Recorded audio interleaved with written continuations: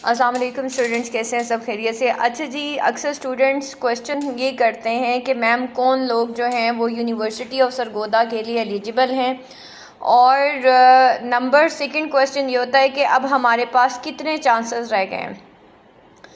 तो सबसे पहले तो एलिजिबिलिटी जो है, जो स्टूडेंट्स अभी यूनिवर्सिटी ऑफ सरगोदा में एज अ होल भी फेल हुए हैं उनके लिए भी यहाँ पे देखिए कि एक नोटिफिकेशन आया हुआ है कि रिज़ल्ट के आगे लिखा हुआ है फेल्ड एज अ होल और eligible to reappear till first annual examination 2025। यानी कि वो स्टूडेंट्स जिन्होंने रजिस्ट्रेशन सरगोदा यूनिवर्सिटी से करवाई हुई थी, वो एग्ज़ाम्स में अपेयर हुए थे लेकिन वो एज अ होल फेल हो गए, वो भी एलिजिबल हैं एग्ज़ाम्स के लिए।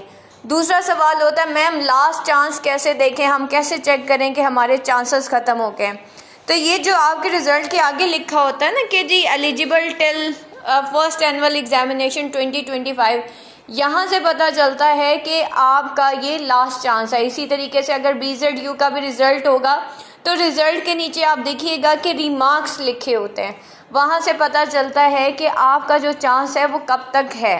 ठीक है, तो सरगोदा यूनिवर्सिटी वाले वो स्टूडेंट्स जो होली फेल हुए हैं और उन्होंने एग्ज़ाम्स दिए थे वो भी अब एलिजिबल हैं, ये उनके लिए खुशखबरी है।